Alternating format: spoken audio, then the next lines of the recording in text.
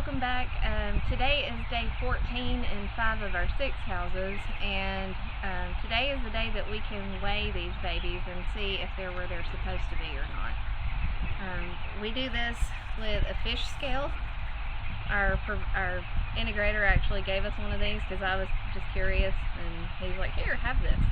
So it's a fish scale, and we just took one of our buckets on the fish hook, and you can do it a couple of ways. The way that we've done it is we just turn it on, grab the chickens, weigh them, and then see what they weigh. We grab 10 of them at a time just so we can get an average weight. Don't pick the big ones, don't pick just the small ones, you just kind of get a variety of chickens. And then after we weigh them, then you can weigh your bucket and subtract the difference, and whatever that is your weight. So what are they supposed to weigh at 14?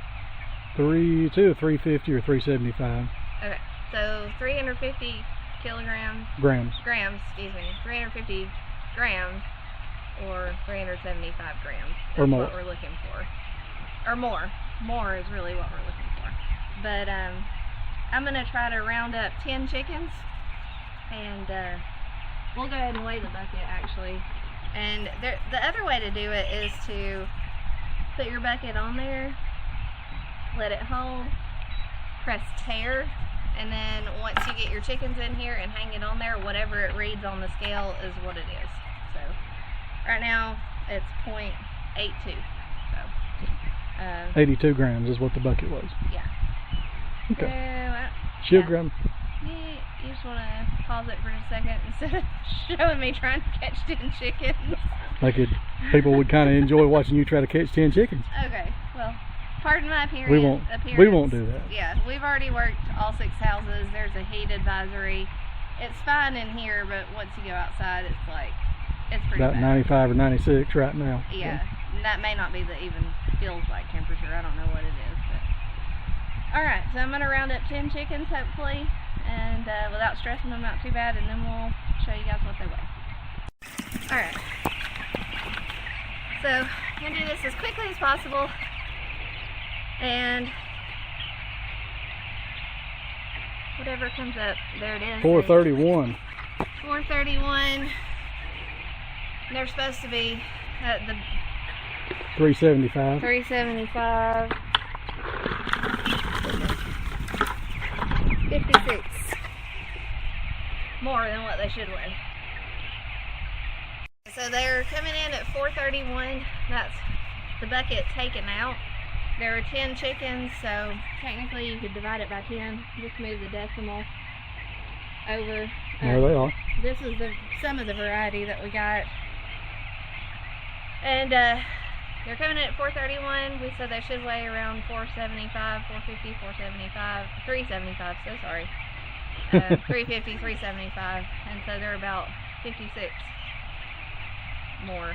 56 grams more on average than what they should be. More on average, which is great. Yeah, that's wonderful. That's exactly what we want to hear. We did notice that it is hotter, however, but they are drinking about 200 gallons more on day 13 than they did the last flock. So, and the last flock was a good one. Yeah, we had this house and another house weigh a little over 5 pounds at average of 39 days, which is good for us. We grow a smaller bird, we don't grow the bigger bird. But so we're anxious to see what this flock will do. I don't want to rush time, because that means as soon as this flock is over, it's only like 2 weeks till the girls go back to school. So I don't want to rush time, but just anxious to see what this flock will do. We had a snafu before we got chickens in.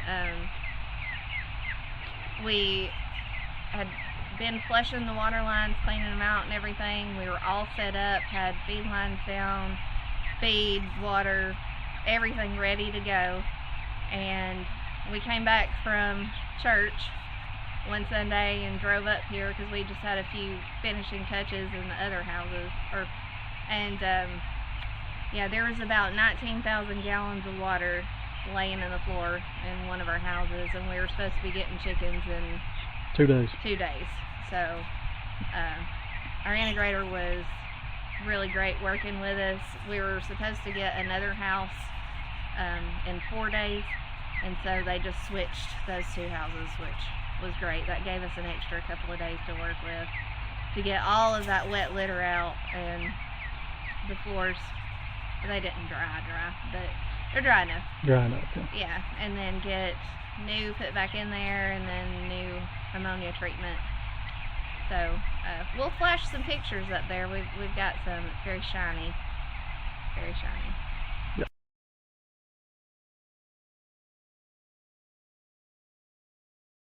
But anyway, blessed that we did not have chickens at that time. Very much so, because if we'd have had chickens, we'd have had a bunch of drowned chickens. Yeah, because they would have just been babies, Mm-hmm. like day 0. So it stinks that we had that much water leak out, but it was the best case scenario for the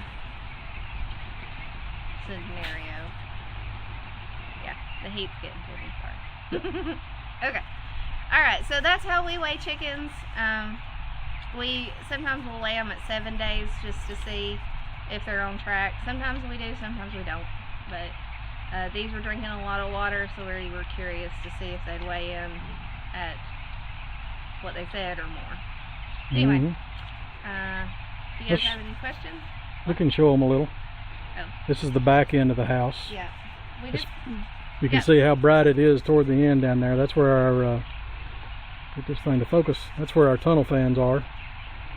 Tunnel fans are the big fans on the end. I think they're 57 inches a piece, and there's, looks like 6 of them running right now, pulling a lot of air. Yeah, it actually feels pretty good in here right now. Yeah, it feels much better in here than it does outside.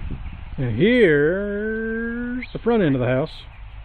You can see they're a long way from us. They're not used to us being in here this long, so they're backing off. They don't really know what's going on, but right now they'll be fine in a minute. A migration fence set up yet. Yeah, they're not big enough. The water lines and feed lines are not high enough to put the pipes in yet. So. And that's how we do it. If you do yours differently, good. Yep, we use corrugated pipes like that one. Like this. Yeah. Same as this, if you can see it. I can't tell whether or not you can see that. But, yeah. It's I think it's an 8-inch pipe, flexible corrugated pipe that we use. If you look on this end, I'll show you something that you really want to see as a chicken grower. If you look down this side, this is the feed line. And if you look right here, right below the red part, that is a line of chickens on the feed line. And they are that way all the way down.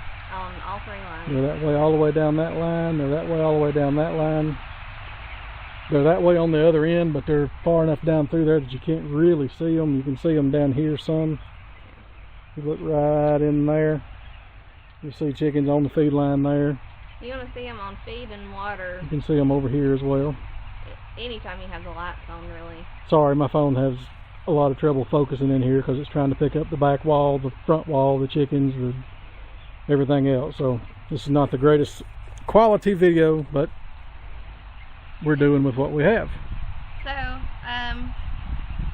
if you guys have anything else that you want to see, if you're a grower and you have any questions, not that we know everything by any means at all, but we can tell you how we do things, and it works for us.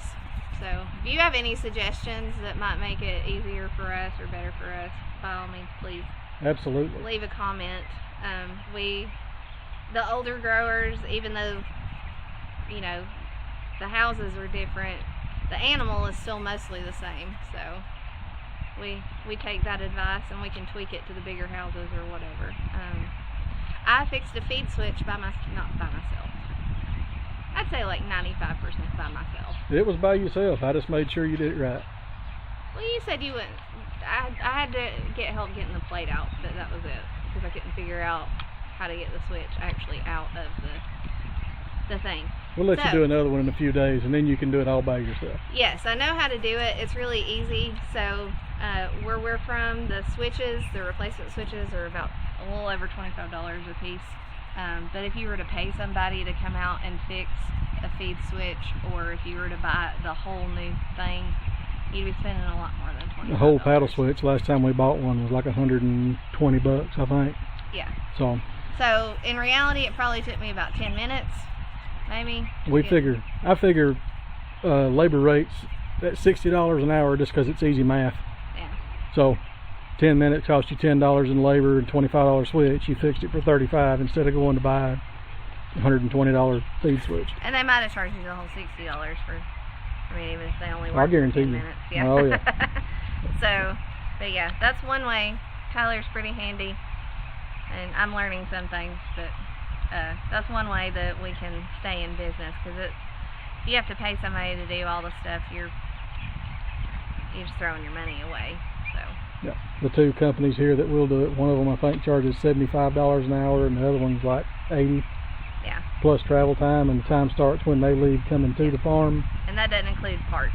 Yeah, that doesn't include parts. That is simply labor charge. Mm-hmm. All right, well, we're going to get at it.